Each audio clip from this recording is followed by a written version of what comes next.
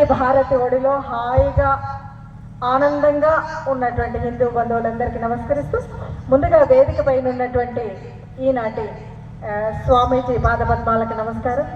అలాగే ఉత్సవ సమితి యొక్క కమిటీ అధ్యక్షులు నారాయణరావు గారికి, అలాగే మహిళా అధ్యక్షురాలు, ఇంకా నేటి ప్రధాన వక్త యాదిరెడ్డి గారికి పేరు పేరున నమస్కారాలు తెలియజేస్తూ, తాండూరు అంటేనే సాహితీ సంపత్తికి పెద్ద పేరు.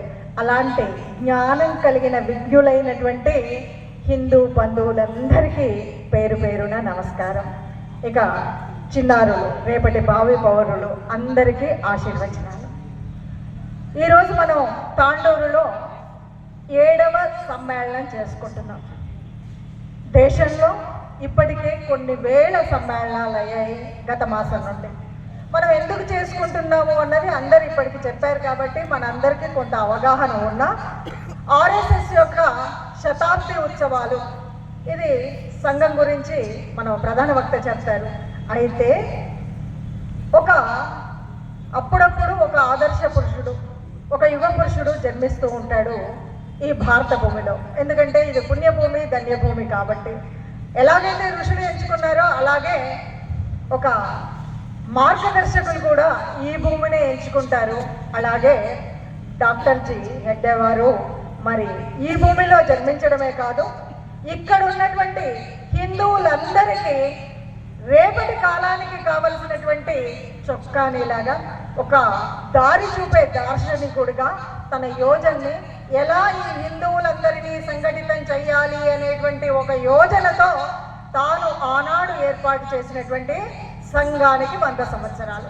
మరి ఈ 100 సంవత్సరాలుగా ఇప్పుడు మనం ఉన్నటువంటి స్థితి ఉంది అంటే కారణం ఆనాడు వారు ప్రారంభించినటువంటి సంఘం, శాఖలు, అందులో చెప్పేటువంటి కథలు, అనేక రకాలైనటువంటి దేశభక్తికి సంబంధించినటువంటి మార్గదర్శకాలు. అంతా బాగుంది. స్వాతంత్రం వచ్చిన తర్వాత కూడా పక్కవాడు పాకిస్తాన్ అంటే హిందుస్థాన్ అనలేనటువంటి పరిస్థితిలో ఎప్పటికప్పుడు మనం ఏకీకృతం అవ్వడం కోసం ఏం చేయాలి అనేటువంటి దిశానిర్దేశం చేసినప్పటికీ అనేక రకాలుగా మార్పులు వచ్చాయి. మరి ఈరోజు చూస్తే స్వాతంత్రం వచ్చినాడు మన జనాభా ఎలా ఉంది, హిందువులు ఎంతమంది ఉన్నారు, విధర్మీయులు ఎంతమంది ఉన్నారు, ఇప్పుడు లెక్క కడితే విధర్మీయుల పెరుగుదల ఎలా ఉంది, మన యొక్క తరుగుదల ఎందుకు తగ్గుతుంది? కారణాలు అనేకాలు. కర్ణుడి చావుకు బోల్డన్ని కారణాలంట. అలాగే మన వాళ్ళు కూడా ఫ్యామిలీ ప్లానింగ్ అనగానే మొట్టమొదటి ఉన్నది మనమే. ఇలా అన్ని రకాలుగా ముందడున్నాము అనుకొని వెనుకబాటుతనానికి మన సంతతిని మనం కాకుండా చేసుకుంటాం అటువంటి పరిస్థితి. అందువల్ల మన జనాభా తక్కువగా ఉంది.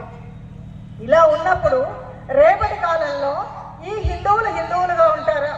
ముఖ్యంగా తెలంగాణ ప్రాంతంలో చూస్తే ఓనాడు నిజాం కాలం నుండి మన అందరినీ కూడా మతం మార్చిన వాళ్ళు కొంతమంది ఉంటే, అసలు దేశానికి కొన్ని 100 సంవత్సరాలు వెళ్తే ఆనాడు ఔరంగజేబు చేసినటువంటి దుష్ట కార్యాలు తెలుస్తాయి.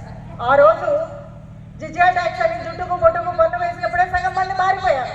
అది అలాగే ఉంటే ఇంకా ఏమయ్యాదో తెలుసు. మరి ఇలాంటి పరిస్థితుల్లో డాక్టర్ జీ యోచించినటువంటి యోజన ఒక దార్శనిక తత్వంతో ఆయన అనేక రకాలుగా మార్గదర్శనం చేసినప్పటికీ ఇప్పుడున్నటువంటి అనేక రకాలైనటువంటి మార్పుల వల్ల మనం రోజు రోజుకే మన స్థితి ఏంటో తెలియదు.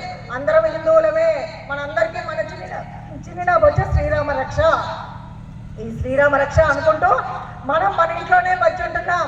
పక్కన ఏం జరుగుతుందో తెలియదు, బంగ్లాదేశ్లో ఏం జరుగుతుందో తెలియదు, వెస్ట్ బెంగాల్లో ఏమవుతుందో తెలియదు, హిందువుల్ని ఎవరు ఏ రకంగా ఊచకోత పోయాలని చూస్తున్నారో తెలియదు, ఏ రకంగా మతం మార్చాలని తెలుస్తున్నారో తెలియదు.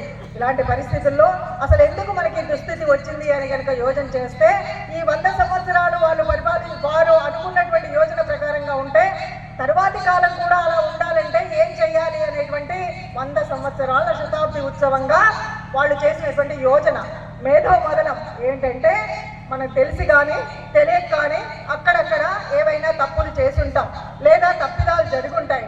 వాటిని సరిదిద్దుకునేటువంటి స్థితే పరివర్తన. అలాంటి పరివర్తన మనకు రావాలి. ఏ భాగాల్లో వస్తుంది పరివర్తన? ఏ భాగాల్లో తెచ్చుకుంటే మళ్ళీ మనం హిందువులుగా ఉండగలుగుతాము అంటే కనీసం 5 చోట్ల పరివర్తన రావాలి అనుకున్నారు. అందులో మొట్టమొదటిది సామాజిక సమరస్తం.